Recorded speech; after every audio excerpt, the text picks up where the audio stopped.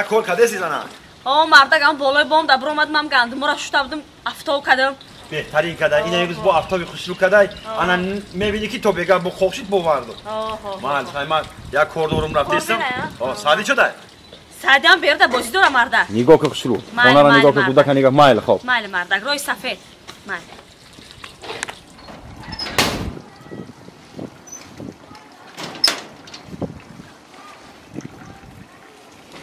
سادی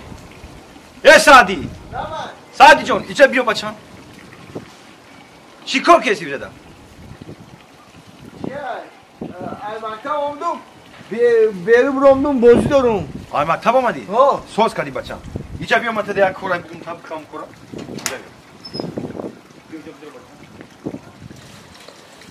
اینجا بیا بچم گوش که مرا نه بای انا اینا بالای بام دا اوچت گندم شوشتای افتاو کدای تو نگاه که بچم انا تو اومدای من نگاه که تو خوخیدن شکی یگون پرنده یگون ماینه گندش همین موزی چو همین گنده من نخرم فهمیدی مایل خب من تو اومدن یا سامان تیما تو نگاه که بچم نگاه که همین موزی چو گندش که خمری و همین موزی چو نخرن گنده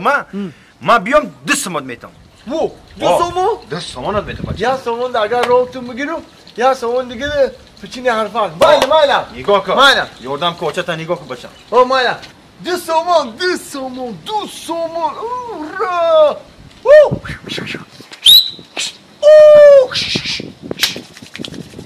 دو سامان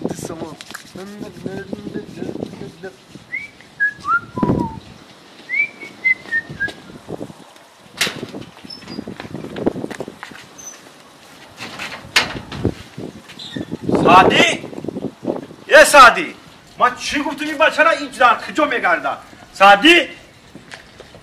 سادی این هم مرا خود این هم مرا پرنده خود یعنی سادی سادی نباید تا آمدی بچه ما ترا چی گفتم رفتن در گفتم که نگاه که گنده من نخرم موسی چو پرنده و گندش کم اینو این هم مرا خود یعنی کو عجایب گم ازنیده تا اما زین پای رو گرفتگیم چون جخوا ای کجا میبروین بخرم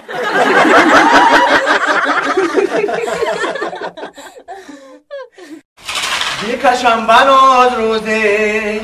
سر جلوف مشکرنگا بکشم بناز روزه سر جلوف مشکرنگا ندی همزی دستی بود اگر آورد بچنگا ندی همزی دستی بود اگر آورد بچنگا دلم آین است و در بایی روخی او نمی نباید نفس بیزن ایراخی میگذر زیر آه و رنگت السلام علیکم بیا کم رامی سازی تیجی رحمت بیا سلام کور نازای بیش رحمت شما آمد موندوی کور رحمت اکم اولا خوب همه نست رحمت بگو قرار نمیشنیده چی ضروری و خینم در زمستان در خونه که مول میکنی یادم نمیشنیده او چیکه ضرور نباشو و همه هفته توی دارم اکم نه مبارک شد نصیب کنه هشار ای بودکی هشاری گفتم که همه جای توی هوار کنم شروع کنم بهترین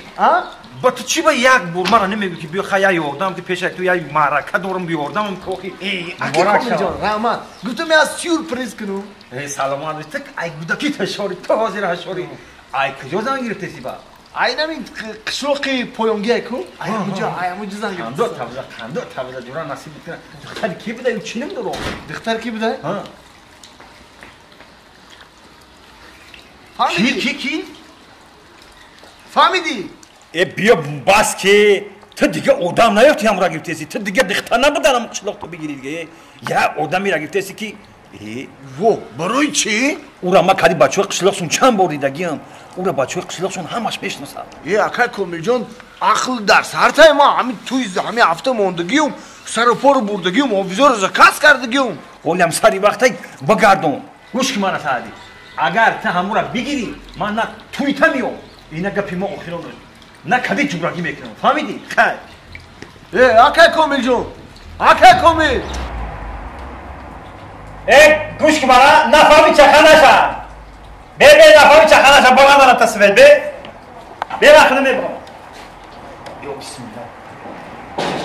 الله کامل جان سلام علیکم. بیو سلام. بیو من ایت خفیم. همه پرسید که چون همون جورا در توی می اومد. برای مقتی انقدر خوارگیری اومدیم تا این همی از اینون. ای بچه ما چی ده خفه میشه؟ ما ترا گفته بودم کو بچه های قشلوقشون همه اینا میشناسن. با تو کار کردی تا کردی. وای من بد کردی اکومی جون. رفتم قشلوقشون دیدم اون قشلوق کلونی نبوده.